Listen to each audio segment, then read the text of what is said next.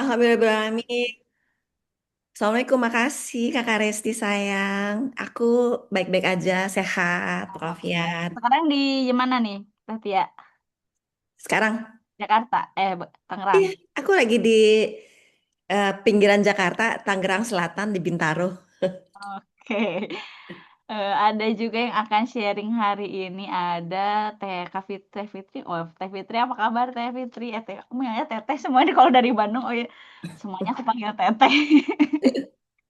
Assalamualaikum, Alhamdulillah sehat, baik semuanya, semoga juga sehat. Amin. Dan ada juga ini penggagas komunitas provokasi guru kita semua ada Om Prasetya M. Brata. Sehat Om? Halo, Assalamualaikum. Kita Waalaikumsalam. nongkrong nongkrong di gazebo. Ya, Di luar ini Om. Loh iya namanya juga nongol kan, nongkrong online. Masa kita di iya, Oh iya ruang betul. kerja? iya bener. Bener juga ya. Udah kalau nongkrong berarti perlu ada kopi dan camilan. Oh ada. Nggak ada ya? Silakan disiapkan masing-masing. Baik, karena udah 19.32 kita akan mulai aja ngobrolnya. Dan karena judulnya ngobrol, buat mengawali obrolan biasanya kan suka masih pada malu-malu. Jadi aku mau eh, nanya duluan nih ke Om Prasetya M. Brata nih. Om, kenapa sih malam hari ini bikin judulnya ini gitu? Menarik sekali ini. Ya sekedar nongol itu kan sebetulnya idenya juga selalu nongol begitu aja.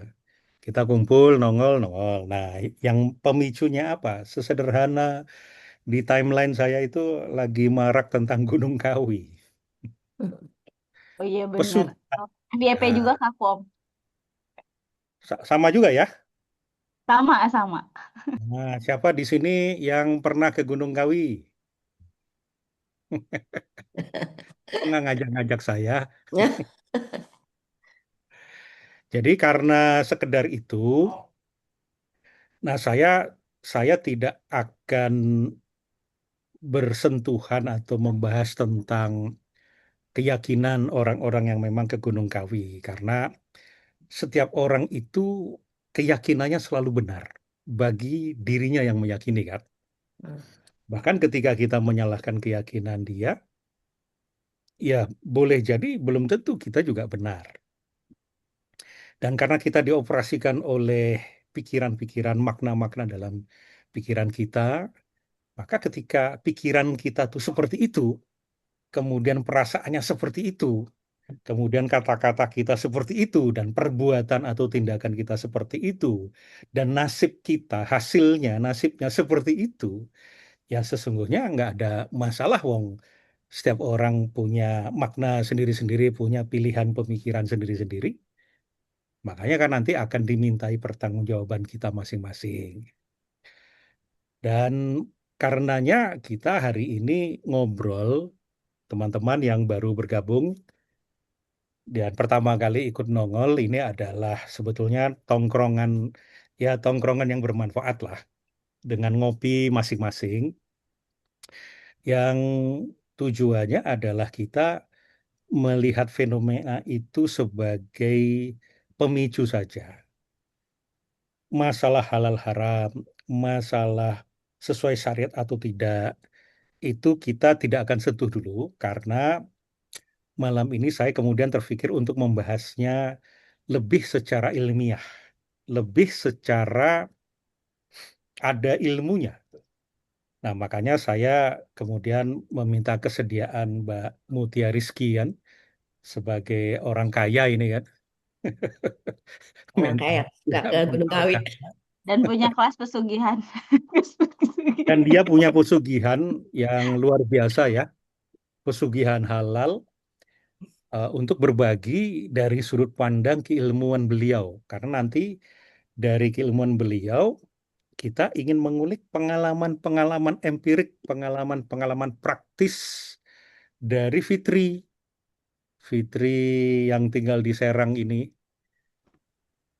dia punya, menurut saya, punya pengalaman-pengalaman yang kalau kita crack strukturnya, itu nanti akan ketemu.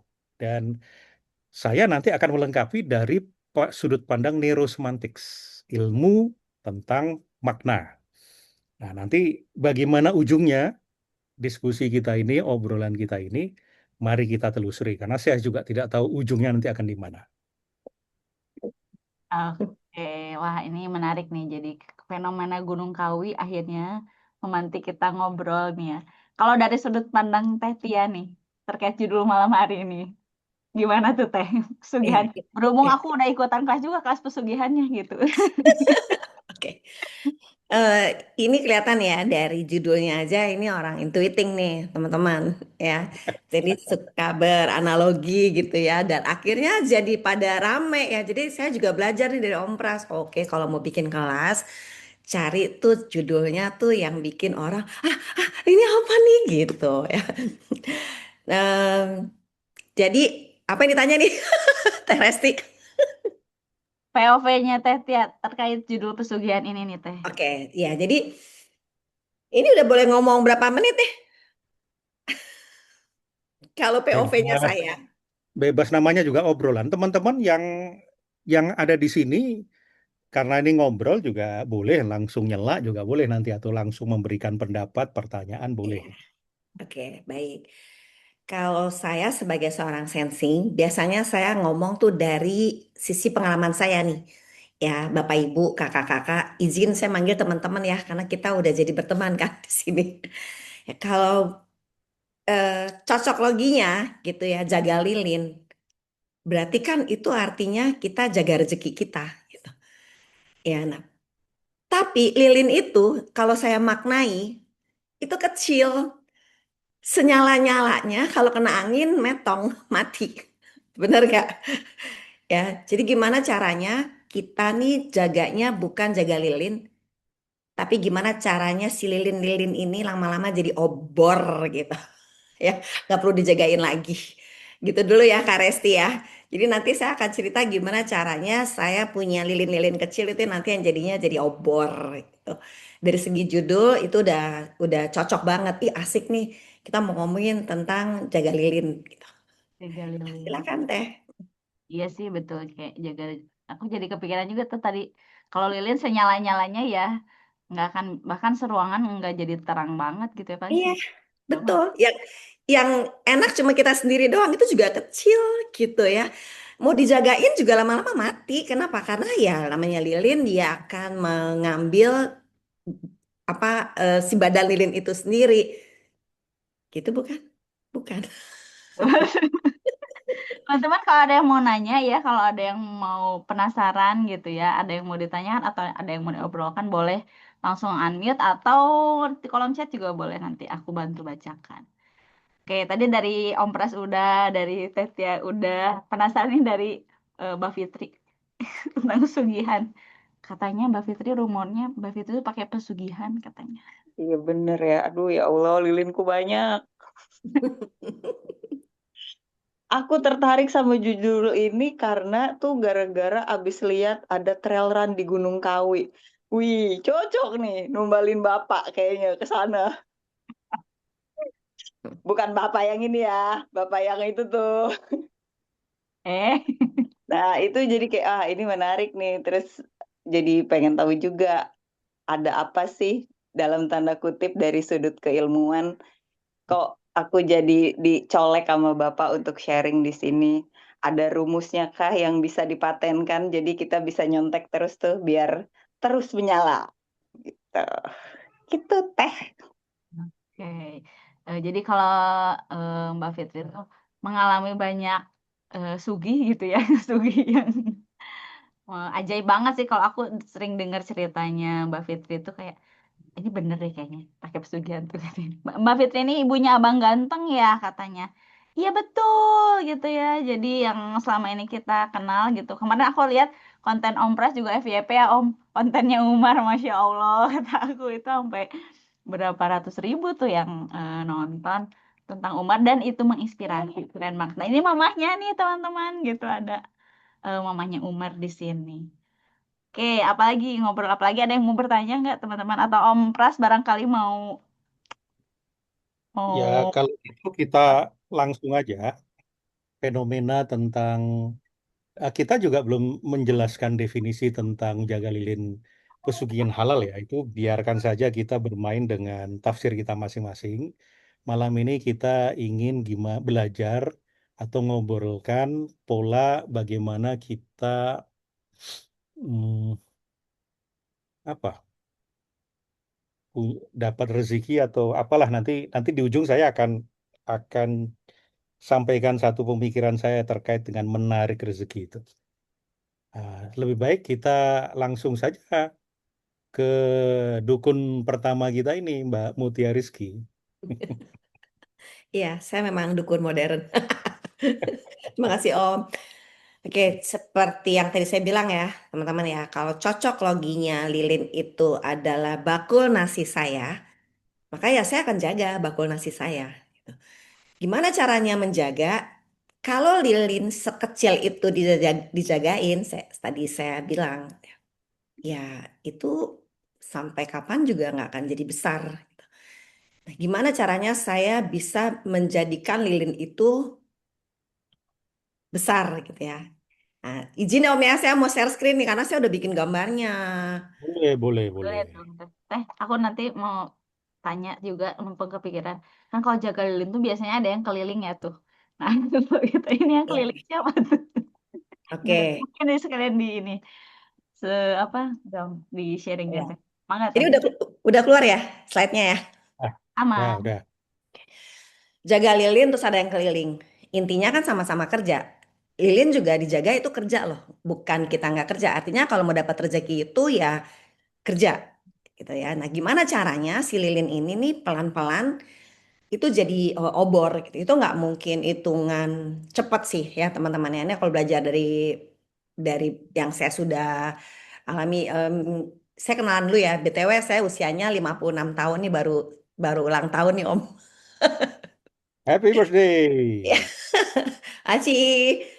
Jadi insya Allah udah makan asam garam lah dalam dunia percuanan ya. Pernah ditipu orang, pernah gagal bisnis juga. Tapi ada juga bisnis yang saya anggap sekarang dia udah jadi obor saya gitu. Jadi saya nggak perlu jagain lagi. Tapi kan yang namanya obor nih, ya ini ya emang dia nggak akan bisa mati hanya dengan angin sepoi-sepoi gitu ya. Tapi tetap dia bisa mati dengan badai gitu. Tapi kalau saya mikirnya gimana caranya ini punya si api obor ini. Bentar. Ada bahan bakarnya gitu. Jadi obor itu pasti mati juga kalau bahan bakarnya habis atau karena angin badai. Tapi saya tidak melihat badainya. Saya nggak lihat badainya dulu. Saya melihat gimana caranya diri saya ini bahan bakarnya ada terus. Bahan bakar itu ilmu teman-teman. Ya, saya ingat banget saya masih zaman jadi seorang sales usia 22 tahun. Kalau teman-teman saya minta duit sama perusahaan untuk dikirimin training, kalau nggak dikasih duit sama perusahaan, dia nggak training, saya nggak, saya bayar. Kenapa? Karena yang namanya saya butuh ilmu gitu. Jadi saya bukan orang yang hitung-hitungan kalau soal untuk ilmu ya. Jadi karena saya ngerasa bahwa itu emang bahan bakar saya untuk saya bisa maju.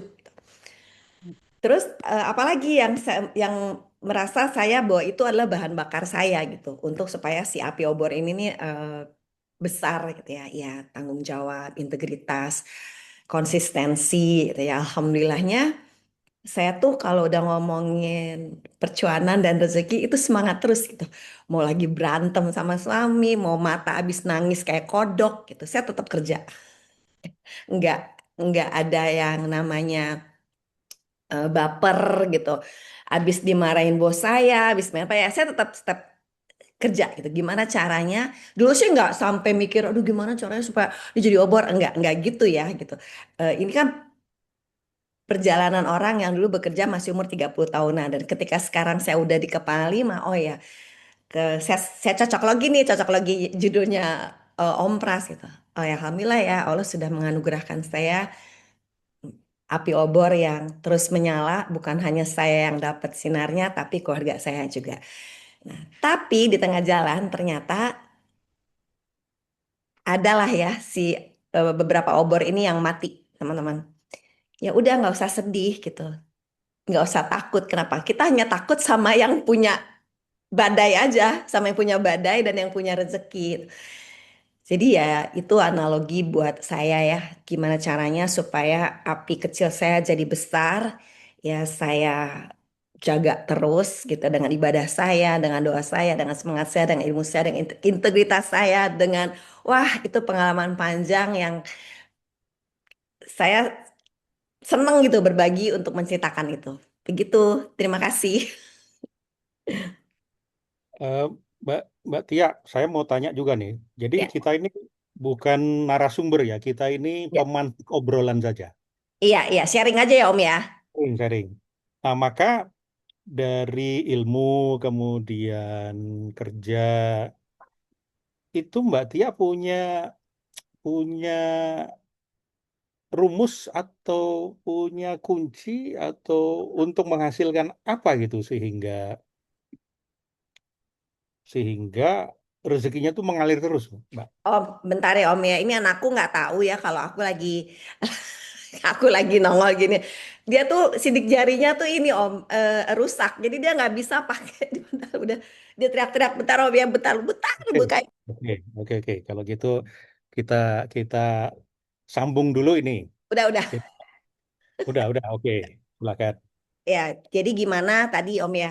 Gimana caranya? Bener gak sih Om pertanyaannya Om? Iya. Jadi kalau kalau tadi kan kalau yang saya pahami berarti untuk menjaga lilin-lilin tadi caranya adalah dengan Ya, ilmu, ilmu, kemudian integritas, apalagi semangat, dengan semangat, dengan integritas, Konsistensi. tanggung jawab, dan kerja ya. ya. Apalagi Mbak, kalau itu kan gini, wah kalau itu sih kayaknya ilmu yang udah klise deh.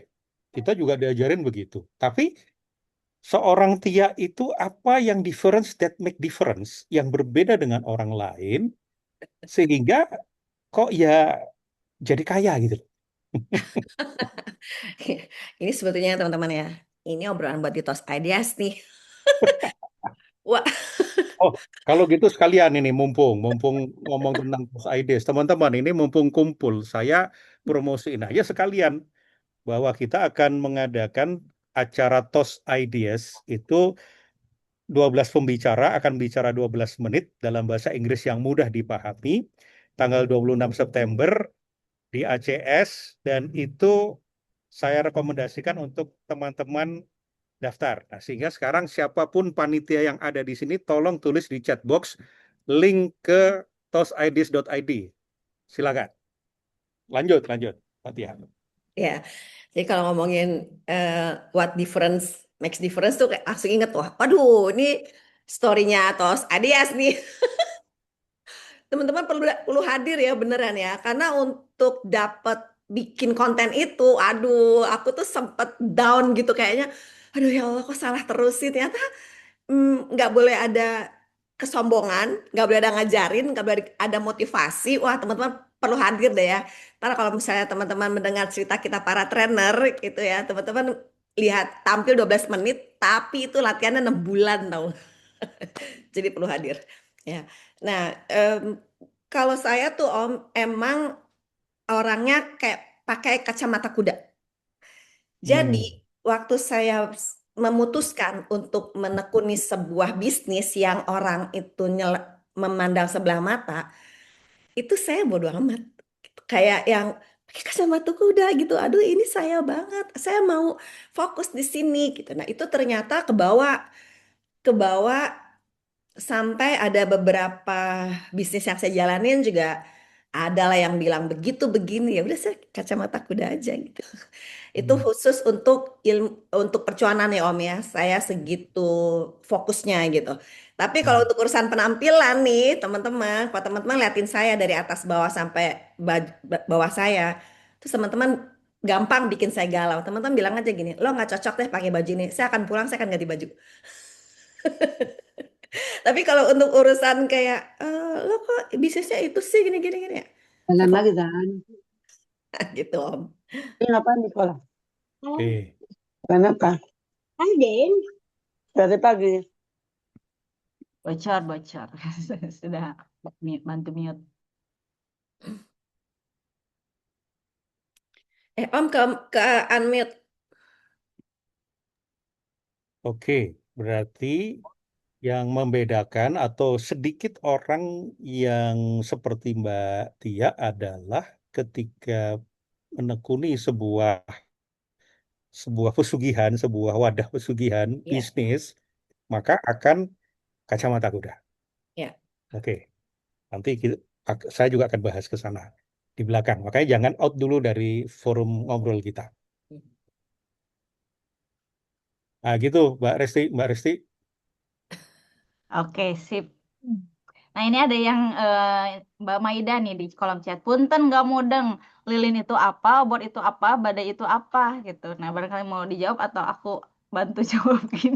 Jadi kalau yang aku paham ya, bener nggak sekalian ini aku nah, Ya, jadi lilin itu ibarat rezeki ya. yang kita jaganya gitu. Obor itu artinya rezeki yang jauh lebih besar gitu dan lebih memberikan kebermanfaatan di hidup kita. Sedangkan badai itu adalah hal-hal yang bikin rezeki kita jadi redup, jadi mati gitu, bukan teh? Ya, hmm, ya, betul. Ya.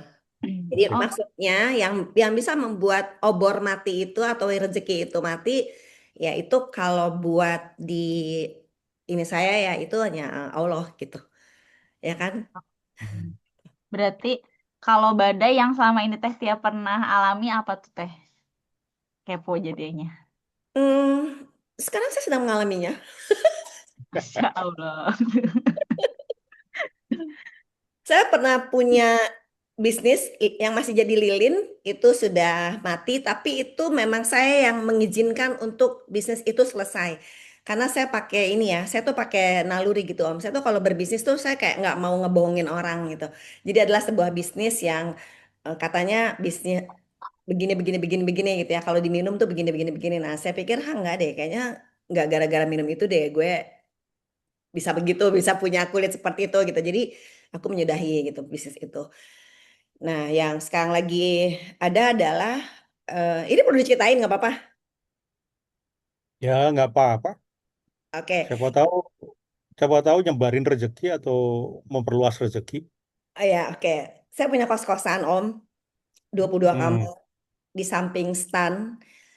Dulu, Oh, ya, dulu bahkan kita yang punya kos-kosan tuh dicaci maki sama orang yang mau ngekos. Jadi itu tuh gambarannya orang-orang yang mau ngekos di situ tuh anak-anak pintar, tapi ibu bapaknya tuh mereka orang-orang desa gitu yang nggak ngerti kalau ternyata mau booking kos tuh harus telepon ibu kosnya atau bapak kosnya. Jadi mereka tuh yang udah transfer duluan karena diajakin sama orang yang udah ngekos di situ gitu ya. Nah itu hmm. ujung-ujungnya gini, kos anak saya nggak dapat kamar, jangan tipu ya kalian. Wah orang-orang kota nih dimarahin tuh. Dari Hmm. dimarah-marahin seperti itu, sekarang kos-kosan itu kosong, 22 kamar. Karena stannya bikin sendiri untuk mes anak sekolah. Dan dia tutup pintu kecil itu di situ, jadi sepanjang di sana yang dulu ramai kantin fotokopi itu mati. Ya, sesungguhnya sedih sih ya. Karena apa? Karena berbeda sama kampusnya Trisakti di mana kakak saya di kerja di sana. Kalau dia justru memberdayakan masyarakat di sana. Kalau mau kos, mesti cari yang di sana. Mau, ya pokoknya memberdayakan lah ya. Kalau ini enggak gitu. Benar-benar pintu kecil ditutup. Ya udah, saya mau ngomong apa gitu. 22 kamar, udah habis direnovasi, ya udah, dan itu nggak ada bikin sedih sih teman-teman ya. Karena apa? Karena percaya, udahlah ujung-ujungnya semua karena Allah gitu. Kalau udah ujung-ujungnya semua karena Allah, kita nggak sedih hati gitu. Nggak yang kecil hati gitu. Gitu aja sih. Nah, saya tertarik dengan Fitri. Nggak tahu ya nasibnya itu kok tahu-tahu punya mau itu dapat aja gitu. Heran Iri. saya. Itu sih iri, Pak, namanya, Pak. Bukan iri, ini kurius, kurius Kaisar. Eh, Coba Fit, cerita beberapa pengalaman lah supaya nanti dari Hmm. situ saya bisa crack strukturnya. Ini kita lagi bicara rezekinya dalam tanda kutip materi berarti ya, Pak. karena kan sebetulnya banyak ya yang non material, tapi kita persempit Ya, bicaranya di situ. seperti jodoh itu kan juga non material juga. Boleh terserah yang mana aja. Yang duit aja, duit kata Teh Tia tadi, duit aja udah. Ya, boleh. Enggak, ini tuh sebetulnya juga eh, rezekinya udah bukan tentang besar atau kecilnya, tapi kalau aku ceritain ada beberapa yang memorable nih belakangan inilah, yang beberapa ini baru terjadi. Yang pertama kemarin baru beberapa hari yang lalu dari Rotella, ada yang untuk persiapan teater tahun depan. Ke sana aku datang duluan, alhamdulillah ditraktir makan pagi sore. Itu perlu nggak sih Pak diceritain? Ya Perlu dong perlu lah, rezeki. kan bagian dari Oh perlu rezeki ya. karena datang lebih Iya. awal. Nah itu adalah satu juga keyakinan pas Bapak sholat Jumat, aku tuh udah kayak rebahan, terus makan apa? Bapak nanya kan makan apa? Udah Pak gampang, aku GoFood aja. Di GoFoodku aku udah ngetik nasi Padang. Terus habis itu ntar aja deh dulu. Bapak balik terus, udah deh makan di luar aja kata Bapak. Terus pas mau makan apa? Terserah, aku bilang. Mie ayam? Enggak Pak, dasar perempuan kata Bapak. Iya, iya sih betul ya kan terserah. Terus Bapak nawarin Ya mau soalnya kan nasi Padang. ngomong terserah. Ngomong terserah. Oke, terserah ya. Mie ayam ya. Nggak mau. Ya gimana perempuan ini? Ngomong terserah tapi nggak mau. Iya gitu. Udah paham kan? Semua perempuan lah itu. Semua. Sebagian besar. Terus Bapak aku nggak tahu juga out of nowhere Bapak bilang nasi Padang. Oh iya. Terus Bapak balik. Mau yang enak apa yang mahal? Yang enak dan mahal. Jauh-jauh dari Serang ngapain Kabarnya. beli yang murah? Ya kan? Itu berangkat dari keyakinan Pak. Aku yakin aku akan makan nasi Padang hari itu. Tapi aku nggak minta dibeliin Bapak sih tadinya. Terus 2 jam kemudian datanglah, nggak ada kayaknya orangnya di sini, Ikaca Ibrahim kan. Kaca datang dengan gembolan yang aku ledekin. Ih rempong gitu. Ternyata Kaca bilang, buat lo, buat anak-anak. Aku buka, isinya adalah raket badminton yang 2 hari yang lalu itu masuk ke dalam keranjang Shopee aku. Buat anak-anak. Dan nggak ada yang tahu aku masukin itu ke dalam keranjang, beda merek aja. Itu pun aku juga dengan keyakinan, nanti juga kebeli, mungkin nggak sekarang nih aku check out, tapi nanti. Terus mundur sedikit, kejadian waktu Jogja Marathon.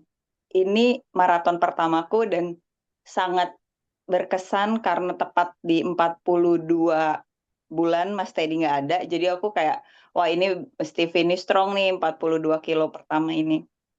Aku berangkat itu ingat banget bawa jersey ini untuk lari. Tapi kemudian karena jersey-nya dari penyelenggara itu Adidas, oh ya pakai Adidas ya deh biar keren gitu kan. Pas aku lihat nyampe sana nerawang, nggak bawa nih daleman yang full. Aduh, aku bilang dalam hati, nggak punya duit lagi beli merchandise. Nggak ada deh budget merchandise. Kemudian Bu Banu itu mau bikin sportwear. Jadi Zerina Banu nanti akan ngeluarin activewear. Ya silahkan belanja lah promo. Bu Banu transfer aku uang, fit beliin jersey, gue mau R&D. Aku belilah, terus aku tanya, Bu mau size apa? Pakai size lo pakai dulu, lo review dulu, baru kirim ke gue. Aku pakai jersey baru lari di Jogja, tanpa aku ngeluarin duit. Kemudian, bulan depan aku trail run, itu ada seorang bapak-bapak baik hati, inisialnya Nur Fuad. Oh, bukan inisial ya. Pak Fuad ternyata dapat tiket gratis untuk merbabu itu, 1 tiket. Dan Pak Fuad willing tuh ngasih ke aku, nggak aku gendam ya, ini klarifikasi. Dan Pak Fuad ngasih ke aku, terus Pak Fuadnya beli sendiri untuk dirinya. Aku juga nggak paham, Pak. Nggak ngerti kenapa begitu. Jadi kalau aku lihat dari semua ini adalah, aku meyakini itu akan terjadi, meyakini itu bisa aku miliki, bisa aku rasakan, dan keyakinan itu aku betul-betul kayak yang aku kemarin obrolin sama Umar, kalau pengen sesuatu coba dibayangin rasanya ketika itu terjadi, ketika itu kamu miliki, Dan pada saat kamu berdoa kepada Allah, bawa perasaan itu. Jadi Allah tuh betul-betul teryakinkan, oh ini bukan FOMO doang nih, tapi emang dia mau dan dia memang butuh gitu. Jadi aku menciptakan situasi, aku membutuhkan itu sehingga Allah nggak punya alasan nolak. Begitu, Pak. Mama pakai apa? Sini adanya. Ini apa, Ma? Kalau Mas Fuad ngasih tiket gratis itu sebenarnya lebih kayak saya yakin lebih ke modus sebetulnya dia itu. Ini apa, Iya sih, aku juga mikirnya gitu, Pak. Tapi nggak mempan sih modusnya. Kecuali sama tiket pulang, sama umroh gitu. Sudah dibuka pintu Haru, sendiri loh. haru, haru. Itu karena haru, Mas. Oh harus, ya ya ya. Nah, yang dibilang oleh tadi Fitri, oke nanti saya tayangkan ya yang punya punya Umar itu. Nah, sekarang dari cerita Mbak Tia, Fitri, maka mari kita telaah dulu nih, pelan-pelan. Kita masuk dari fenomena Gunung Kawi, fenomena pesugihan. Sepanjang yang saya pelajari, ya tentu di atas langit masih ada langit, di atas ketoprak masih ada kerupuk. Jadi saya dulu belajar tentang energi, tentang mind management sebelum akhirnya saya berlabuh ke coaching dan neurosemantics. Maka sebetulnya rezeki itu sangat erat kaitannya dengan state management, Pak. Jadi bagaimana kita mengkondisikan pikiran kita, perasaan kita, tubuh kita, sehingga kalau di NLP itu kita memiliki state, dan state itu disukai oleh rezeki. Nah, maka di era 90-an itu sangat banyak ilmu yang berseliweran di sekitar saya. Ada ilmu tentang the law of attraction, the law of assumption. Kemudian ada virtual assistant program VAP yang disebut dengan tuyul gitu. Tuyul yang bisa kita ciptakan sendiri itu diperkenalkan oleh Pak almarhum Yanurindra waktu itu. Saya bawa ke Radio Smart FM untuk saya wawancarai pada saat itu. Nah, dan saya juga mempelajari ilmu tentang perdukunan. Jadi makanya saya malam ini mau pakai Langkon supaya nostalgia menjadi dukun pada saat itu. Nah, maka apa yang terjadi? Yang terjadi adalah sebetulnya metode-metode dan teknik perdukunan itu untuk menciptakan state itu, rasa itu. Kalau orang Jawa bilang itu rasa. Misalnya orang diberikan gembolan, diberikan jimat. Boleh jadi sebetulnya jimat itu tidak memiliki khasiat apa-apa. Sama dengan ketika kita kecil sama ibu kita dibilang kan, kamu kalau sakit perut maka ngapain? Pegang Pegang batu. batu. Nah, begitu pegang batu seolah-olah meyakini bahwa keajaiban terjadi, bekerja. Ini nanti rumusnya namanya be, do, get. Dikasih sesuatu di balik kulitnya supaya tampak cantik dan karenanya akan cepat dapat jodoh. Pada dasarnya itu adalah state dan ketika saya meyakini bahwa saya sekarang sudah berbeda, saya sekarang sudah cantik, sudah ganteng, sudah berwibawa, otomatis rasa kita akan ngikut. Otomatis postur tubuh kita akan ngikut. Karisma kita akan keluar karena tubuh kita akan ngikut. Kemudian otomatis cara pikir kita juga akan ngikut. Dan akibatnya tindakan-tindakan kita akhirnya membuat orang, kok dia berbeda ya dari sebelumnya? Kok sekarang auranya keluar ya? Kok sekarang orangnya tenang ya? Kok sekarang orangnya simpatik ya? Karena sudah meyakini bahwa sudah terjadi pada dirinya. Nah, maka banyak teknik-teknik perdukunan, termasuk misalnya, coba, untuk menemui dukun saja, itu prosedurnya itu ribet. Memang dibuat ribet. Supaya apa? Scarcity. Supaya orang itu terseleksi keseriusannya. Begitu sampai di depan dukun, coba syaratnya kamu cari ayam hitam yang masih perawan. Coba gimana meriksa ayam hitam yang masih perawan? Tapi kalau orang itu datang dengan membawa ayam hitam dan masih perawan itu, artinya dalam dalam metodologi hipnosis, berarti dia sangat sugestible. Orang kalau sudah sangat sugestible, disugesti ringan saja, apalagi berat, itu akan bekerja. Apa yang we experience what we believe, kita akan mengalami apa yang kita yakini. Nah, begitu juga ketika orang kemudian ke suatu tempat, di sebuah gua, coba kamu baca-baca ini, duduk sambil melakukan ritual-ritual tertentu, mandi kembang tengah malam, jangan kau lakukan. Gitu. Udah Pak. Udah ya, udah. Nah, kalau dia lakukan itu, artinya dia serius, dia fokus, dia khusyuk, dia tumak ninah. Nah, maka akhirnya mekanisme energi, apalagi kalau kita kaitkan dengan ilmu tentang energi, bahwa kita ada energi, bisa memancarkan dan bisa menyerap.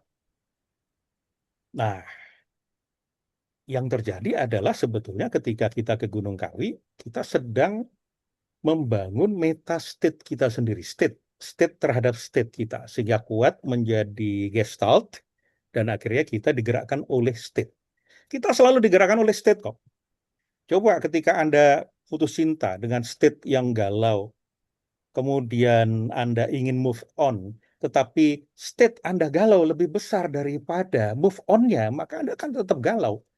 Sampai Anda bisa memperbesar state move on-nya dengan merasakan manfaat-manfaat ketika move on, apa yang tidak akan dialami kalau move on, sehingga rasanya itu akan lebih besar daripada penderitaan ketika diputusin, maka kita akan bisa move on. Maka kita digerakkan oleh state, meta state kalau di neurosemantics. Nah, maka sebetulnya kemudian kalau kita kaitkan lagi dengan vibrasi, ilmu vibrasi. Ada David Hawkins yang meneliti vibrasi itu, di mana rezeki-rezeki itu sesungguhnya berseliweran di energi tingkat tinggi yang disebut dengan power itu. Tercerahkan, bahagia, berbagi, jembar, jembar manah. Gitu. Maka energi-energi itu akan menarik berseliweran di sana rezeki-rezeki. Selain itu, di energi yang force, energi yang tingkat rendah, itu energi-energi itu menjauh. Maka semakin kita terlekat, semakin kita berusaha maksa untuk cari rezeki, untuk berhasil, buru-buru, tergesa-gesa untuk capai tujuan, justru kita terhalangi untuk tercapai tujuan karena kita di energi tingkat rendah itu. Ini kalau saya jadikan satu semua ilmu-ilmu ya, potongan-potongan satu sama lainnya. Nah, apa yang dilakukan oleh Mbak Tia, apa yang dilakukan oleh Fitri, pada dasarnya adalah tentang bagaimana kita mengelola state. Ini juga hati-hati karena kita bisa terjebak bahwa seolah-olah kitalah pusat yang bisa menggerakkan rezeki-rezeki itu. Seolah-olah kalau kita begini maka rezeki akan datang. Kalau kita kalau kita sedekah yang banyak, yang brutal, yang total, nanti kita akan mendapatkan rezeki. Seolah-olah itu sebuah tanpa kita sadari rasanya seperti kita yang menjadi pusat universe. No. Bagaimanapun juga rezeki itu milik Sang Maha, milik the higher power di luar kuasa kita. La haula wala quwata illa billah. Sehingga hati-hati ketika kita mengatakan proses tidak pernah mengkhianati hasil. Tuhan bisa menciptakan pengkhianatan terhadap proses Anda. Jadi jangan sampai terlalu memutlakkan sehingga seolah-olah hukum itu sudah mutlak. Pasti begitu. Tapi untuk memotivasi bahwa kita terus berusaha, kita berikhtiar terus, persisten, itu bagus karena itu sekali lagi itu tentang state kan. Itu tentang state. Nah, maka kalau diambil saripatinya, inti maknanya, bagaimana sih cara kita berpesugihan yang halal itu? Kalau saya ambil juga dari ilmunya Mbak Tia, saya kan juga pernah jadi muridnya Mbak Tia di Jogja itu, di ALT. Yeay. Nah, yang paling utama adalah begini, ada sebuah perasaan, pengakuan dan perasaan bahwa kita ini dekat dengan sang pemilik rezeki. Kalau misalnya saya belum kenal Anda, maka kan kita komunikasi kita kan akan sangat kaku, sangat formal kan. Misalnya saya baru ketemu sama Mbak Yuli, Mbak Yuli NE. Nah, Mbak Yuli NE ini di mana ya? Mbak Yuli di mana Mbak Yuli? Di Depok, Pak. Oh, di Depok. Kita udah pernah ketemu belum? Belum pernah. Nah, seandainya kita belum pernah ketemu nih di jalan, kemudian saya lihat Mbak Yuli lagi makan bakso. Kemudian saya datang, Mbak, boleh nggak saya minta baksonya? Langsung dikasih nggak? Dikasih kalau ke saya mintanya, Bapak. Dibeliin. Oh, keren. Nah, ini ceritanya jangan terlalu cepat, ini. Kita konspirasi Kasih. seolah Mbak Yuli menolak dulu, Mbak. Coba, Mbak, menolak dulu, Mbak. Mbak Yuli Kan boleh belum, nggak saya kan minta belum bakso? kenal, Mbak. Nah, kan belum kenal ya. Nah, kalau belum kenal, kan bisa jadi ada siapa sih nih? Gitu. Hmm. Ada apa ya? Gitu. Bisa bisa memunculkan kecurigaan segala macam. Artinya tidak serta-merta saya bisa mendapatkan bakso. Tapi ketika kita sudah kenal baik, sudah kenal akrab, Mbak Yuli sudah tahu bahwa saya ini orangnya jujur, ganteng, baik hati, tidak sombong. Saya juga kenal Mbak Yuli, dermawan, segala macam. Kita saling percaya. Maka ketika suatu ketika kita ketemu, eh Yuli ini lagi makan bakso nih. Coba ada tengah. Sis, aduh gue lapar sis. Boleh nggak gue minta baksonya? Dikasih nggak? Kasih, Pak, dikasih. Langsung dikasih. Kayaknya ditanya mau berapa mangkok, Pak, gitu. Itu dia malah mau ditawari berapa mangkok. Nah, ketika saya dekat, karib dengan Mbak Yuli, maka saya punya keyakinan yang besar bahwa Mbak Yuli ini akan memberi baksonya kepada saya. Ini state ini yang kita punyai ketika kita punya sedekat itu kita dengan sang pemilik rezeki. Maka kita punya keyakinan bahwa apa yang kita minta itu akan diberikan. State-nya ya, rasanya ya. Nah, yang terjadi kan banyak di antara kita mendengar hadis yang mengatakan atau ayat yang mengatakan mintalah niscaya akan aku beri. Kemudian ketika kita, oh iya ya, Tuhan pasti akan memberi permintaan kita. Kemudian kita berdoa minta sesuatu. Tapi di sini tuh nggak ada kedekatan.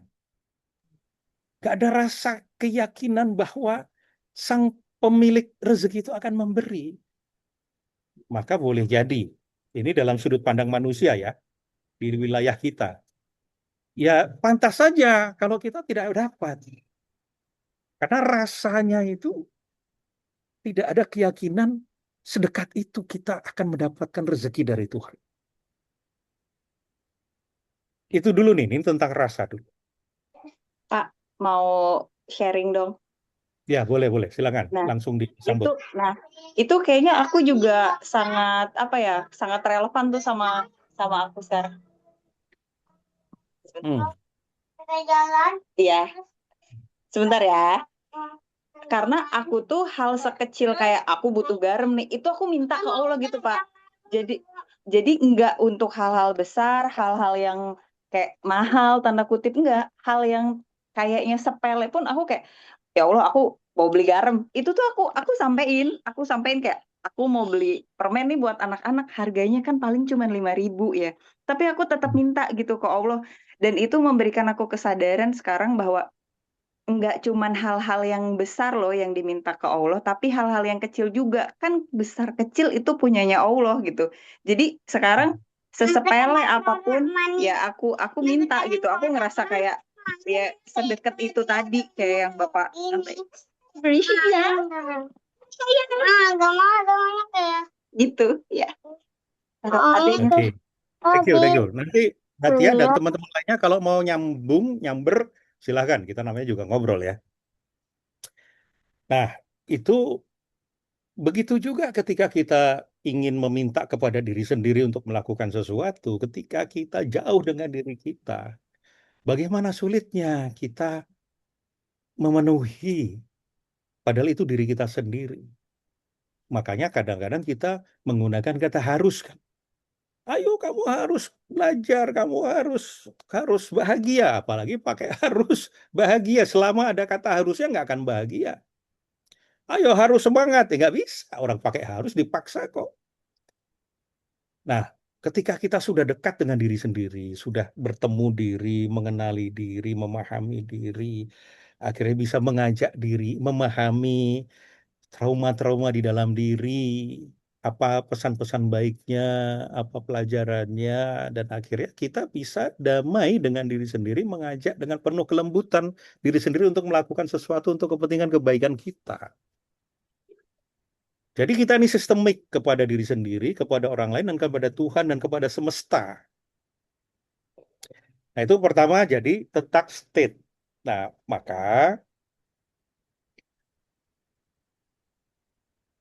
yang membuat kita diliputi oleh rezeki adalah karena kita memiliki jiwa yang tenang itu. Jiwa yang tenang. Nah, ini kaitannya dengan rumus tadi. Be, do, get, give. Be, do, get, give. Ya, be-nya, bagaimana kita memiliki jiwa yang tenang? Kita memiliki jiwa yang tenang, kita memiliki pintu masuknya adalah bahagia. Lalu bahagia itu jangan bahagia yang tanpa syarat. Karena bahagia itu bersyarat. Kalau mau bahagia, kasih syarat. Nah, coba sampai di sini teman-teman, loh, bukannya bahagia itu tanpa syarat. Ada yang bisa menjelaskan nggak ini, teman-teman yang belum ikut LIO, belum pernah ikut kelas Leadership Inside Out, yang sudah alumni nggak usah ngomong karena sudah tahu ilmunya. Bahagia itu bersyarat atau tidak bersyarat sih? Ayo ngobrol kita. Kayaknya pada terkejut nih. Hah, bahagia bersyarat. Bukankah selama ini yang diajarkan adalah perlu bahagia tanpa syarat gitu, Pak? Kalau bahagia tanpa syarat, Anda dapat uang korupsi, Anda bahagia. Anda dapat uang dari manipulasi, nipu orang lain, Anda bahagia. Bisa? Nggak bisa toh. Anda nggak akan tenang jiwanya. Kita nggak akan tenang jiwanya kalau kita ngambil hak orang lain. Cuma pura-pura bahagia, seolah-olah bahagia. GR-nya bahagia, padahal nggak bahagia. Kita akan nggak tenang. Padahal kita menjadi diselewiri oleh rezeki itu ketika kita memiliki jiwa yang tenang, bukan jiwa yang terburu-buru, tergesa-gesa, ter tergerusa-gerusu bahasa Jawanya. Maka bahagia itu kasih syarat. Bahagia itu selalu diawali dari memilih jalan kebenaran. Karena tidak ada bahagia di jalan setan. Bahagia itu ada di jalan kebenaran karena di situ kita tenang. Karena yang yang kita inginkan adalah jiwa yang tenang, jiwa yang siap sewaktu-waktu dipanggil. Wahai jiwa yang tenang, kembalilah kepada Robmu, kepada Tuhanmu. Nah, maka nomor satu adalah kita menjadikan diri kita, B, menjadi orang yang memang bahagia dan tenang, orang yang benar. Dan lebih dari itu begini, seringkali orang mengatakan gini, gimana caranya kita harus berpikir positif, berpikir baik supaya kita menarik kebaikan-kebaikan. Coba kalimatnya ini karena saya orang neuroscientist ya. Supaya kita menarik kebaikan-kebaikan. Berarti pada saat saya ngomong seperti itu, saya dalam keadaan belum menarik kebaikan dong. Nah, instead of kita menarik kebaikan, kita jadi kebaikan itu sendiri. Menjadi kebaikan itu sendiri. Otomatis kita sudah tidak risau untuk menarik kebaikan karena kita menjadi kebaikan, bahkan kita ditarik oleh kebaikan-kebaikan yang lain. Mindsetnya bukan menarik lagi, seolah-olah saya yang butuh. Saya sudah diciptakan Tuhan lengkap dengan tujuan penciptaannya untuk memberikan kebermanfaatan, nilai tambah, kebaikan. Maka jadi kebaikan itu sendiri dulu. Karena begitu kita ngomong menarik kebaikan-kebaikan, jangan-jangan state kita ini sedang kekurangan kebaikan, sehingga kita butuh kebaikan.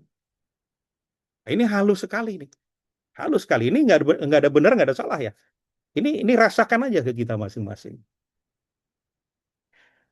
Nah, ketika kita sudah B menjadi kebaikan itu sendiri, sehingga memutuskan untuk berada di jalan kebenaran, maka do-nya adalah kebaikan dan kebenaran itu. Ada silaturahmi di sana. Belajar.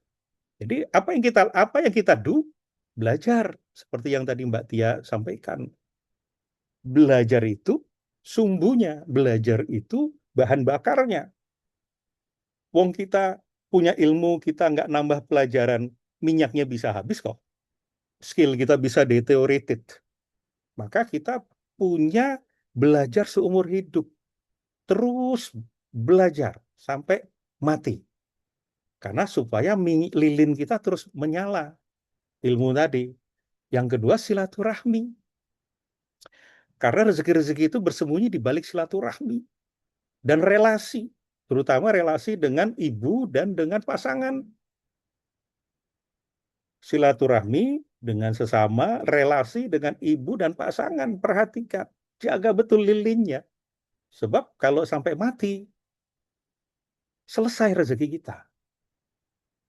Kemudian juga namanya berkarya, memberi kebaikan-kebaikan tadi. Itu do-nya. Kemudian dari B, kita do, maka kita akan get. Tapi bukan get-nya yang penting. Tapi rasa get-nya itu. State get-nya apa? Thankful, graceful, bersyukur. Jadi untuk rezeki itu tidak langsung bersyukur di sini. Kalau kita bersyukur, ya Allah, terima kasih Engkau telah memberikan aku rezeki dari hasil memalak para pedagang-pedagang UKM tadi. Apa bisa? Kalau B-nya nggak dibereskan, kalau do-nya juga nggak selaras. Nah, maka bukan get-nya, tetapi rasa ketika get. Makanya Fitri walaupun berharap dapat garam, hanya dalam tanda kutip. Tapi ketika mendapat garam itu kemudian rasanya besar, maka dia terresonansi sebagai pemberian kembali. Give. Memberi kembali, dan ketika kita memberi, energi akan mengalir. Energi akan berputar, otomatis dia akan kembali kepada diri kita. Semakin banyak yang kita beri, semakin banyak juga energi itu akan kembali kepada diri kita. Nah, jadi kunci pertama adalah tadi be, do, get. Ini kok jadi malah seminar ya? Iya, Apa Bang. kita bikin kelas saja ya? Tapi Kita langsung ini bikin kelas ya, Mbak Tia? relate Yuk, banget Om, teman-teman. yuk. Coba kalau ada yang ngerasa relate boleh cerita ya di kolom chat gitu. Ah, Karena aku pun ini jadi ini adalah hari kedua ya Om. Jadi di Triumph Club sekarang tuh lagi challenge-nya merawat 30 area syukur selama 30 hari. Ini udah hari kedua. Nah, jadi baru 2 hari aja karena goals-nya adalah menciptakan tadi state syukur gitu ya, menghadirkan state syukur dari apa yang kita nikmati sekarang. Itu tuh ternyata banyak yang kemudian jadi cerita teh, aku ada kejadian ajaib nih gitu-gitu. Misalnya di kerjaannya, kemudian di kampusnya gitu. Ada juga yang kayak, teh alhamdulillah aku tiba-tiba dapat transferan dan lain kayak, oh ternyata state syukur se powerful itu ya Om gitu ternyata. Ya. Nah, berikutnya. Om, bentar, aku mau, Nah, boleh aku bertanya dong? boleh dong. Aku sendiri orang yang memang memuliakan ibu ya. Jadi Hmm. mama tuh, bahkan aku pernah ngomong, biar aku yang bahagiain mama, biar biar urusan mama aku yang ngurusin, biar urusan aku Allah yang ngurusin lah. Jadi aku selalu mendahulukan mama. Tapi nih kemarin dan tadi ada lagi viral nih Om, seorang ibu yang dengan seorang anak yang dengan bangganya dia memblokir ibunya. Terus dia bilang gini, udah ya terserah lo mau bilang gue toxic, lo mau bilang gue apa, pokoknya lo anggap aja gue anak durhaka. Terus aku bacain komennya ya, eh komennya tuh rata-rata menyetujui gitu. Menyetujui si yang punya postingan itu. Nah, pertanyaannya Om sekarang, bagaimana itu menurut Om Pras dari POV-nya Om Pras? Kita terbiasa untuk berhenti di penghakiman. Hmm, oke. Termasuk termasuk cerita cerita legenda Nusantara tentang Malin Kundang, Sang Kuryang, Roro Jonggrang itu kan kita selalu diceritakan berhenti di Malin Kundang jadi batu. Hmm, Untuk itu anak-anak jangan durhaka kepada orang tua ya. hmm, Nah, tetapi kita tidak bertanya lebih lanjut sebetulnya apa yang sedang terjadi pada batinnya si Malin Kundang hmm, ketika dia punya konflik antara identitas masa lalu yang penuh dengan kemiskinan dengan identitas baru sebagai saudagar kaya toh. Kemudian ada rasa malu di sana, pertentangan antara kekhawatiran istrinya tidak bisa melihat kenyataan bahwa ibunya orang miskin dengan ibunya yang memang pengen banget ketemu sama anaknya. Nah, itu ini ini salah satu cerita di pagelaran teater Nawasena Mahitala tahun 2027. Ya, teman-teman catat ini akan Kami ada betul. pagelaran lagi. Legenda Nusantara United. Nah, saya kesampingkan dulu termasuk kepada si anak ini. Anak ini boleh jadi kemungkinan besar dia sudah tidak tahu lagi bagaimana caranya sehingga dia ingin menyelamatkan diri hmm, dengan cara ya seperti itu sikapnya. Sebetulnya ada itu maksud baiknya adalah dia ingin menyelamatkan dirinya dari sesuatu yang tidak mampu dia tangani. hmm, Itu dulu yang perlu kita lihat. Nah, sehingga kalau orang itu memilih seperti itu, ya, ya, yang penting tanggung jawab. Karena setiap orang dimintai pertanggungjawabannya kok. Kita ya, nasihati supaya dia masuk surga nggak bisa. Wong dia pengen masuk neraka. Bahkan dia nggak berpikir tentang surga dan neraka. Yang dia pikir, aku fight and flight. Dia kan sedang sedang otak reptil di situ, limbik. Yang ya, dia fight atau flight itu bentuk flightnya dia.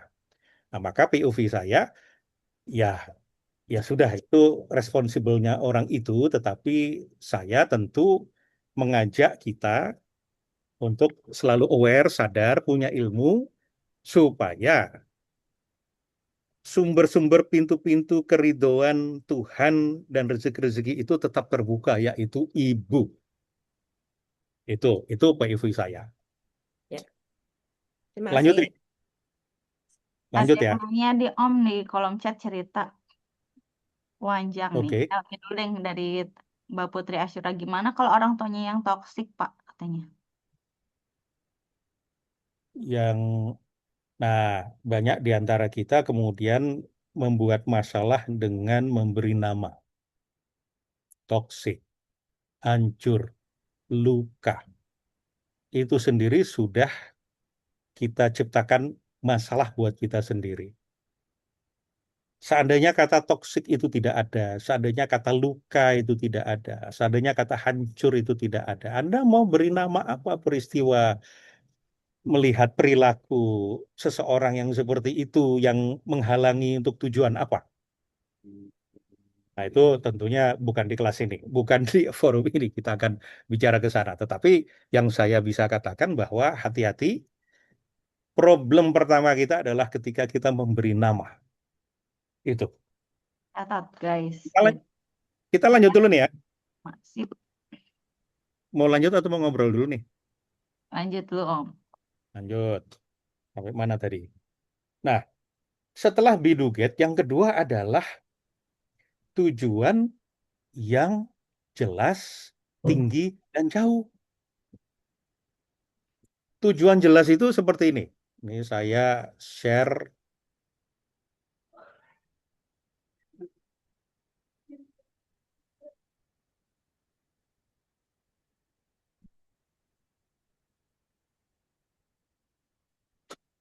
Take a look your new proposal. Yes. And you put August on your timeline. Yes, But betul. according to my plan, you can join the October. course. Yeah, exactly. I So, want to make it sooner. yeah, but it's fine. That's your plan. But mine is in October. Yeah, that's okay.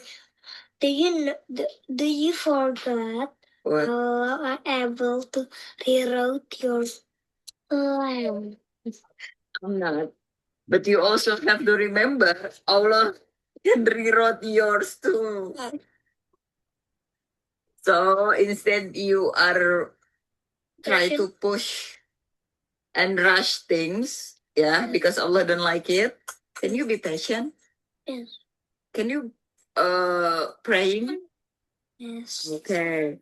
Patient, praying. I think I can imagine it. Imagine what? Imagine about this when I course it's Allah ngabulin. Allah grants your wish? Yes. Yeah. Yeah, okay.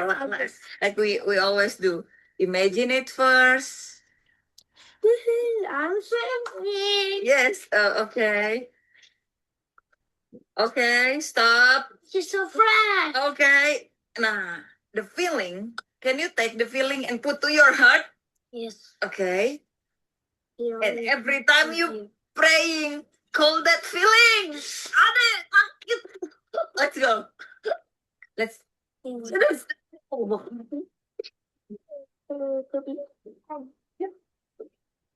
Finally.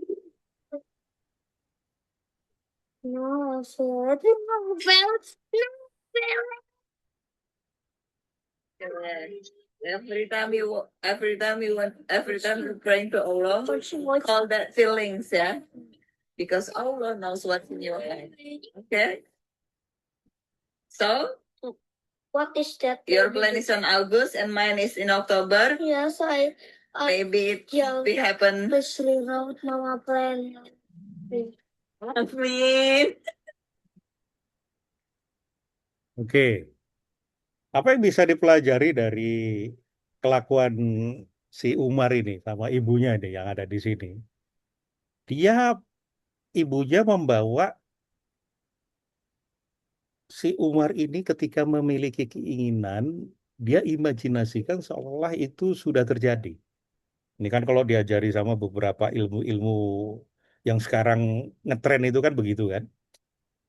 Nah, yang paling penting adalah rasanya itu dibawa ketika doa. Maka kita juga cek, ini masih tentang state, apakah ketika kita berdoa minta sehat, berdoa minta rezeki, berdoa minta ilmu, berdoa dikeluarkan dari kesusahan, mendapatkan solusi, itu betul-betul ada state-nya, ada rasanya. Atau hanya sekedar omongan saja, itu mempengaruhi struktur energi yang keluar. Nah, maka nomor satu adalah tujuan yang jelas, yang dirasakan, dan kemudian tujuan yang tinggi dan jauh. Jadi kalau misalnya kita punya tujuan nih, mau tujuan kita untuk makan, tujuan kita untuk makan, maka Allah itu akan mengongkosi, Tuhan itu akan mengongkosi prosesnya sehingga kita dapat apa yang kita inginkan, yaitu makan. Oke? Tapi kalau kita menjadikan makan ini bukan tujuan, tetapi tujuan antara sebagai kendaraan untuk tujuan-tujuan yang lebih besar, lebih jauh, lebih tinggi, misalnya sampai di sini, dari makan itu kemudian berkarya, memberikan kebaikan, mengubah keadaan, keluarga, masyarakat, bangsa, dan seterusnya. Maka kalau kita menetapkan tujuannya di sini, yang diongkosi oleh Tuhan itu segini. Walaupun tidak langsung tunai, tetapi sudah disiapkan sesuai dengan niat. Makanya berikutnya dari kacamata neurosmatics, niat itu adalah intention.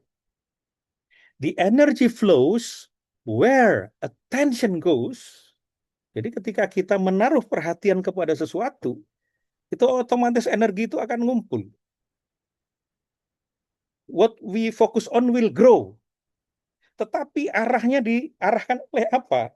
Energi itu diarahkan oleh apa? Oleh intention, oleh tujuan, purpose. Makanya innama malu, perilaku, tindakan ikhtiar bin niat. Tergantung dari niatnya. Sejauh mana niat kita tuh, tujuan kita tuh ngapain. Disitulah Tuhan akan mengongkosi. Ongkos itu bukan cuma soal duit, soal kemudahan, soal kesehatan, soal ekosistem yang memudahkan kita untuk mencapai tujuan-tujuan kebaikan itu. Maka ketika kita hanya hidup untuk tujuan-tujuan kecil, hanya untuk survive, hanya untuk makan, yang penting gue bisa makan deh. Gue usaha ini, kecil-kecilan lah, yang penting gue bisa makan sehari-hari. Itu yang akan diongkosi oleh Tuhan dan itu yang akan disampaikan oleh Tuhan kepada kita. Makanya tujuan yang jauh. Nah, yang berikutnya, bentar, saya semalam ini agak malas berpikir, jadi saya catat aja. Oke, tujuan jelas, intensi, atensi, energi, dan selanjutnya adalah, ya sudah, bergerak, memberi nilai, naik kelas. Makanya saya mengajak Anda untuk naik kelas dengan menghadiri acara TOS Ideas. Karena di sana next level public speaking, next level naik kelas public speakingnya, naik kelas materinya, naik kelas orang-orang yang nontonnya. So, coba sekali lagi panitia, kirimkan linknya, segera join sekarang. Begitu Anda punya niat sekarang untuk naik kelas, punya niat untuk jalan lebih jauh, punya niat untuk value added yang lebih tinggi, kita lihat apa yang terjadi. Ah, itu aja pengantar dari saya. Pemantik obrolan. Nah, sekarang kita ngobrol antar kita aja, silakan. Masih ada waktu ya? Oh masih. Ada Zoom-nya nggak, Om, katanya, TOS Ideas? Oh nggak ada, kali ini kita offline. Yuk, bawa keluarganya, teman-teman, biar sefrekuensi obrolannya seru loh belajar bareng keluarga. Teman dari Pasuruan mau satu bis. Wah, mantap. Nah, Ayo dari halo. Depok tadi ramai sih, jangan kalah satu bis juga. Ya, Mbak Ut, Uti. Oke, mau share juga pengalaman pribadi sih waktu itu gimana rezeki itu datang pada saat kita sangat membutuhkan dan juga waktu itu dalam keadaan eh, ya percaya bahwa matematik Allah itu pasti ada. Jadi ini kejadiannya waktu Mas Pras di Bareskrim gitu kan ya. Begitu tahu berapa jumlah uang yang perlu disediakan untuk pengacara gitu tuh saya terus terang waktu itu nggak mungkin saya punya uang sebanyak itu gitu. Asti ada di sini yang jadi saksinya, saya tunjukin ke Asti, "Ti, tabungan aku cuman segini." Yaitu mungkin 1/20 dari uang yang dibutuhkan untuk memproses. Tapi somehow waktu itu saya bilang percaya bahwa eh, ada rezekinya, dan waktu itu memang benar saya merasa bersyukur karena walaupun saya kan cuma berdua sama Mas Pras ya, jadi waktu Mas Pras di Bareskrim saya benar-benar sendiri. Tapi keluarga provokasi itu benar-benar mendampingi saya dan saya sangat, sangat bersyukur saat itu, dan tiba-tiba rezeki itu datang aja gitu loh. Ada aja uang yang datang tiba-tiba, adalah yang asuransi bisa diambil sebagian dan yang lain, dan alhamdulillah teman-teman Mas Prasa yang lain ada yang jual mobil, jual rumah gitu ya untuk biaya perkara ini. Alhamdulillah kami tidak menjual aset apapun gitu. Dan pada saat udah selesai semuanya kita hitung-hitungan tuh nggak masuk akal sama sekali bahwa kita bisa mendapatkan uang segitu, dan amazingnya lagi tabungan kita setelah itu bahkan lebih besar daripada tabungan kita sebelum kejadian. Jadi benar yang Mas Bas bilang, kalau kita percaya bahwa Allah itu akan nunjukin jalan, dan saya benar-benar pasrah waktu itu, yakin bahwa ada lah jalannya. Dan memang saya walaupun Mas Bas di Barreskrim, saya penuh rasa syukur itu karena banyak yang mendampingi saya. Jadi saya nggak merasa sendirian gitu loh. Jadi teman-teman yang mendampingi saya terus, dan itu yang menyebabkan saya merasa sangat bersyukur bahwa I'm not alone gitu. Walaupun saya sendirian di rumah gitu ya. Pernah ada satu saat seminggu kali saya benar-benar sendirian di rumah. Tapi saya nggak merasa kesepian karena ada keluarga provokasi yang menemani saya. Jadi memang iya, bahwa rezeki itu datang pada saat yang tepat, pada saat kita memang benar-benar memerlukan dan kita percaya bahwa. Dan yang lucunya lagi, saya waktu itu kalau saya dikasih metode yang kita buka Quran, nah terus kita tunjukin nah gitu ya, ayat apa gitu ya. Lucunya, setiap saya buka Quran, ayat yang saya tunjuk itu adalah ayat mengenai rezeki. Seperti air hujan, atau cerita tentang kebun yang berlimpah ruah gitu. Jadi satu kebun yang banyak ininya, satu kebun yang mati. Dan saya tuh tunjukin bahwa yang setiap saya buka itu pasti berhubungan dengan rezeki. Dan Mas Pras waktu itu di Bareskrim, semua ayat yang dibuka itu adalah tentang berjuang atau berperang gitu ya Mas ya. Jadi akhirnya Mas Pras bilang, nah emang kita udah ada pembagian tugas sih. Saya di dalam Bareskrim berjuang untuk apa kebebasan, kamu di luar, insya Allah rezekinya ada. Dan itu terkabul dan itu terjadi. Dimana kalau dihitung dengan matematik manusia itu nggak akan mungkin kita bisa punya uang sebanyak itu, dan kita tidak perlu menjual aset sama sekali, dan tabungan kita setelah eh, perkara itu selesai malah lebih banyak daripada sebelumnya. Itu aja sih Mas yang mau saya share. Terima kasih. Dan saya perlu tambahkan ini, karena ada teman-teman di sini yang belum tahu. Jadi 2021 itu saya dikriminalisasi, dituduh melakukan tindakan penggelapan harta perusahaan, kemudian ditahan di Bareskrim 3 bulan, melalui persidangan, dan akhirnya saya dinyatakan bebas tidak bersalah. Jadi kalau sekarang ini kita sering disuguhi oleh drama hukum, ada orang yang dikriminalisasi, yang dijadikan tumbal, ada Bu Ira Puspita Dewi dari apa itu dirutnya BUMN yang air sungai itu ya. Kemudian ada beberapa tokoh-tokoh yang dikriminalisasi. Nah, saya sudah pernah mengalaminya 5 tahun yang lalu. Nah, pada saat itu saya cuma berpikir begini, walaupun tidak mudah ya. Segala kejadian, segala peristiwa itu pasti mengandung kebaikan. Ada kebaikannya. Nah, tugas kita adalah mencari kebaikannya. Itu. Tapi Anda tidak perlu dimasukkan ke Bareskrim dulu ya untuk mendapatkan kebaikan-kebaikan itu ya. Jangan, jangan.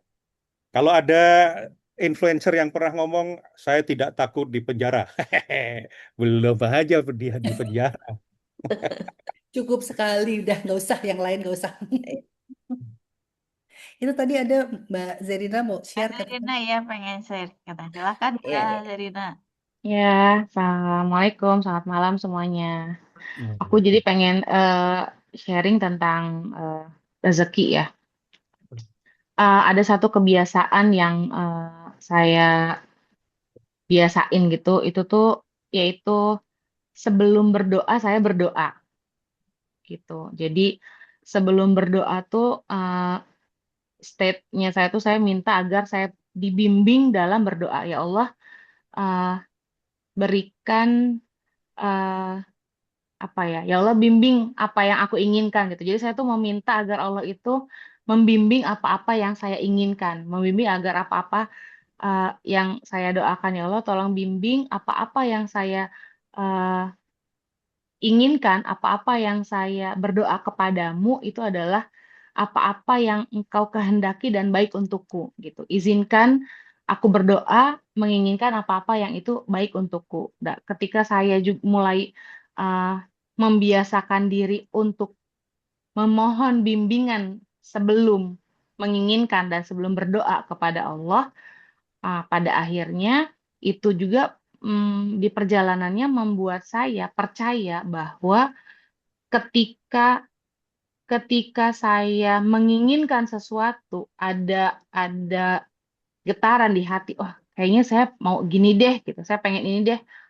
Itu tuh kayak satu hal yang kayak ada sinyal yang saya percaya bahwa oh ini pasti Allah mau kasih gitu. Padahal itu baru baru level keinginan. Jadi saya merasa ketika saya menginginkan sesuatu itu berarti Allah tuh pasti akan bukain jalannya. Saya yakin bahwa keinginan saya ini pun adalah justru merupakan wasilah dari Allah untuk memberi gitu dan pernah terjadi ketika saya berbisnis awal-awalnya saya nggak pernah pengen punya offline store. Ngapain punya offline store selalu begitu sampai kemudian tiba-tiba saya kok kepikiran kok pengen punya offline store ya gitu. Tapi secara secara keuangan kayaknya duitnya dari mana nih gitu untuk punya offline store itu. Tapi kok pengen, terus akhirnya saya bilang, ya Allah pengen deh, ya Allah pengen, ya Allah tolong bukakan gini-gini. Nah, akhirnya kemudian Allah perjalankan melalui berbagai macam ujian dan akhirnya Allah kasih rezekinya berupa satu offline store yang pada saat membangunnya aja tuh saya benar-benar bingung kayak ya Allah ini dari mana? Ya Allah kok engkau ngasihnya sebagus ini dan sehebat ini engkau ya Allah memberikan ini gitu. Makasih ya Allah. Eh, dengan benar-benar harusnya saya nggak mampu. Harusnya saya nggak mampu. Ketika itu ada dan berdiri pun saya melihat oh pada akhirnya ternyata ketika waktu itu saya pengen itu ternyata engkau mau ngasih ya ya Allah.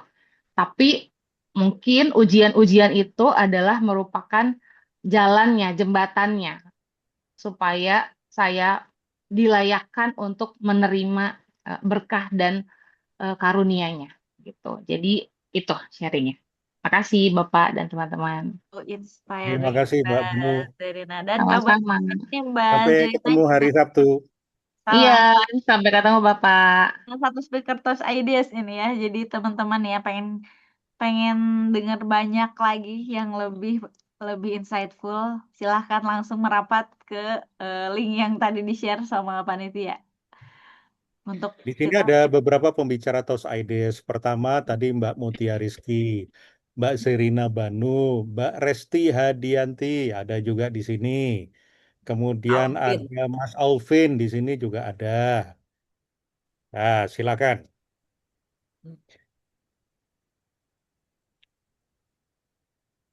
Oh, Masya Allah. Tadi aku tuh kayak Kano Dewi tuh kayak apa yang di kelas gitu.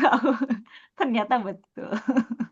Mungkin ada dari chat yang Ada perlu yang tadi dibacakan, Mbak ngopras Resti. panjang banget tadi ini. Kita bacakan dari Mbak Diana. Bagaimana Pak kalau kita sebagai anak itu diminta oleh orang tua untuk bersedekah ke keluarga dalam jumlah yang menurut saya lumayan? Karena saya juga ada kebutuhan, ada yang perlu dibayarkan. Namun saya diminta bersedekah dengan orang tua dengan bahasa rezeki itu pasti nanti ada. Saya doakan sebagai orang tuamu kalau kamu pasti berlimpah rezeki. Satu sisi saya mau saja bantu, tapi saya terpaksa karena saya masih ada kebutuhan dan penghasilan saya seperti ini. Ibu saya memang single parent yang membiayai kami belasan tahun sendiri. Tapi saya sekarang sedekah dengan sedikit terpaksa sampai belum bayar kewajiban seperti hutang-hutang dengan bahasanya, ini saya orang tua kamu, saya doakan kamu itu secepatnya benar-benar kelimpahan karena sudah mau sedekah ke keluarga. Sampai-sampai saya tanya, apakah boleh sedekah saat saya masih punya hutang? Baiknya saya seperti apa ya, Pak? Oke. S- Saya cuma menganjurkan eksperimen. Eksperimen. Eksperimen. Eksperimen ketika tidak memenuhi permintaan orang tua. Kemudian eksperimen sekali lagi dengan memenuhi permintaan orang tua. Lihat apa bedanya. Dan tentang punya hutang, sedekah segala macam, kita ini sistemik. Jadi Tuhan Maha tahu maksud yang tersembunyi dari hati kita. Maka ketika kita punya keyakinan bahwa sang sumber rezeki, bahwa sang pemilik rezeki itu yang nanti akan menyelamatkan kita, mengurus kita, seperti tadi yang jadi state-nya Mbak Tia. Coba saja, karena semua pembicaraan kita ini hanya teori. Yang saya ngomongkan teori, pengalaman dari Mbak Fitri, Mbak Tia dan Fitri itu teori buat Anda, sampai Anda membuktikannya sendiri.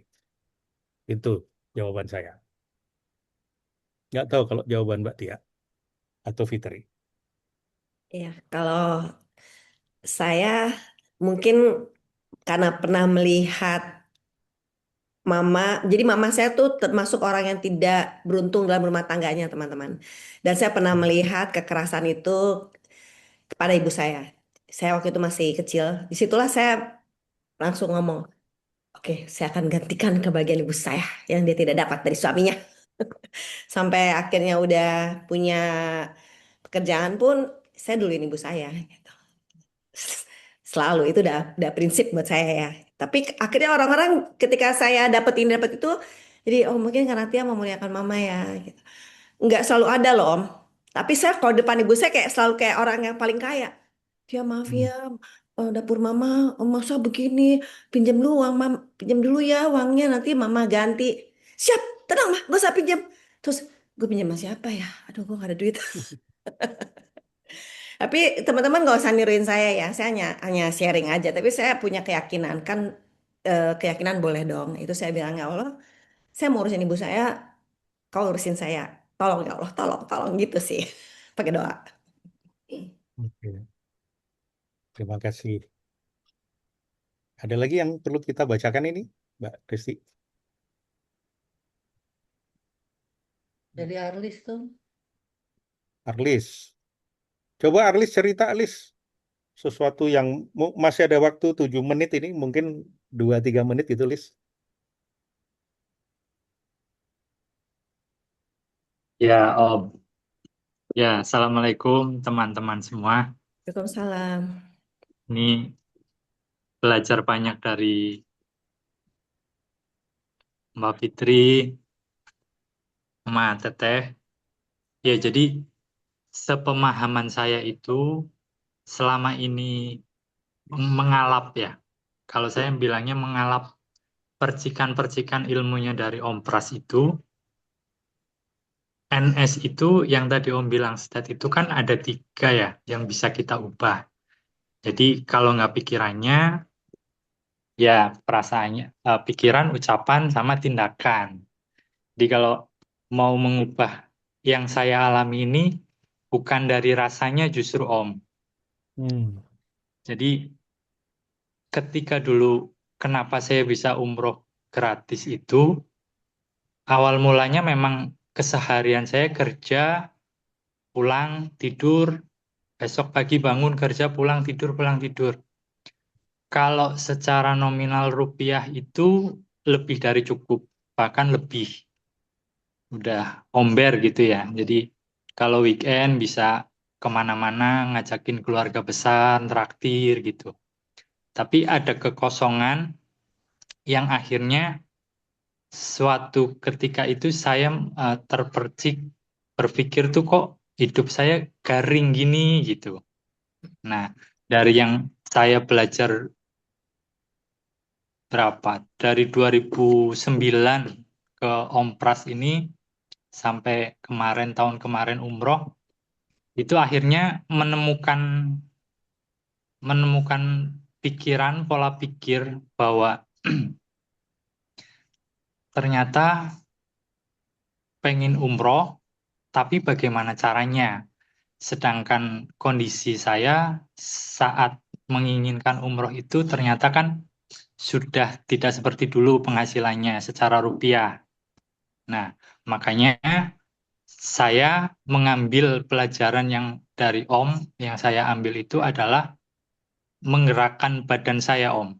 Jadi salah satunya misalkan ya tidak menggunjing, mengurangi meskipun sekarang masih menggunjing, mengurangi, terus iri dengki, terus belajar ke masjid, terus jamaah gitu meskipun masih bolong-bolong, seenggaknya sangat berbeda itu. Nah, lama-lama ketika melakukan itu terbiasa kok hatinya baru berasa nih, statik. Oh, mau bergerak sesuatu yang tidak diperbolehkan oleh agama itu, yang biasanya main hajar, main embat tuh, karena saya merasa, oh saya kan kemarin udah sholat, oh saya kan tadi mau begini, jadi tertahan, jadi diganduli gitu.